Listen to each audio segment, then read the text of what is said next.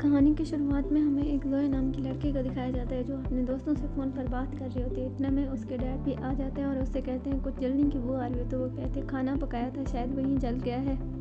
फिर वो जल्दी जल्दी ओवन को बंद करती है और अपने डैड से बातें करने लगती है। अगले सीन में हमें ज़ोए को अपने दोस्तों के साथ बस में दिखाया जाता है, जिसमें वो दोस्तों के साथ गपशप करने में मसरूफ़ होती है। फिर ज़ोए की एक और दोस्त कैली को दिखाया जाता है जो बस के बाहर बैठी होती है। कैली एक हंसी मजाक करने वाली लड़की है और ये सब लोग शहर के एक बड़े म्यूजियम में जाते हैं जहाँ बड़े बड़े डायनासोर के ढांचे रखे जाते हैं। वहाँ पर सब लोग हंसी मजाक कर रहे होते हैं। इतने में हमें ज़ोए को दिखाया जाता है जो इन सबसे अलग होकर एक म्यूजियम के एक अलग कमरे में जाती है और उसके पीछे एक लड़का भी जाता है जो ज़ोए का पीछा कर रहा होता है। फिर वहाँ ज़ोए छड़ी के आधे हिस्से को देखती है, लेकिन ज़ोए को समझ नहीं आ रही होती वह आधा हिस्सा क्यों है। उसके साथ लड़के को भी समझ नहीं आ रही होती कि वह हिस्सा छड़ी का आधा क्यों है। वो दोनों आपस में लड़ने लगते हैं। इतने में उन लोगों के बाकी दोस्त भी आ जाते हैं। इसमें एक लड़की कैली जो होती है वो कैली अपनी ड्राइंग बनाने में मसरूफ़ होती है।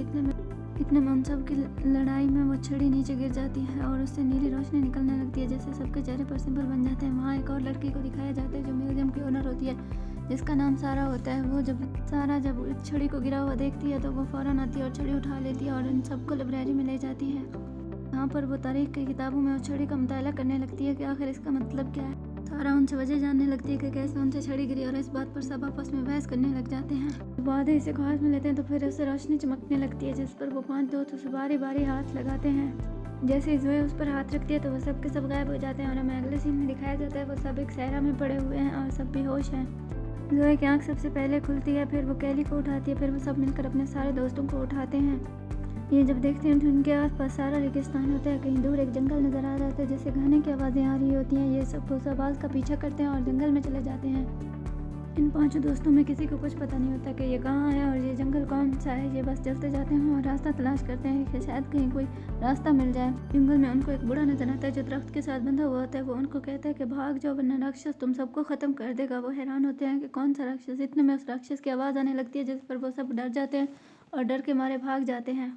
भागते हुए ये सब दोस्त एक दूसरे से अलग हो जाते हैं और ज़ोए इन सबसे अलग हो जाती है। ज़ोए इनसे अलग होकर दूर भटक जाती है और ये सब भाग रहे होते हैं। इतने में राक्षस एक लड़के पर हमला कर देता है। वो लड़की और कोई नहीं सारा होती है जो एक जादूगरनी होती है और ये सब बेहोश होने का नाटक कर रही होती है। और ये आगे हमें कैली और उसके दोस्त को दिखाया जाता है। ये दोनों राक्षस से बच रहे होते हैं। इतने में ज़ोए आती है। ज़ोए के पास सुपर पावर्स होते हैं जो दरख्तों के आर पार आ सकती है। आगे हमें उसी सारा नामी लड़की को दिखाया जाता है जो होश में आते ही अपना असली रूप धार लेती है। फिर सारा को बोनों के साथ दिखाया जाता है। ये बोने इसी जंगल में रहते हैं और सारा को तंग करने लगते हैं, जिस पर सारा को बहुत गुस्सा आता है। आगे हमें ज़ोए को बेहोश दिखाया जाता है। ज़ोए जब होश में आती है तो उसके हाथ पर चाबी की तरह का निशान बना होता है जो चमक रहा होता है। उससे थोड़ा दूर वो बूढ़ा आदमी बैठा होता है जो दरख्त के साथ बंधा हुआ था। ज़ोए उससे अपने दोस्तों का पूछने लगती है। इधर ज़ोए के दोस्त भी परेशान होकर ज़ोए को ढूंढने लगते हैं।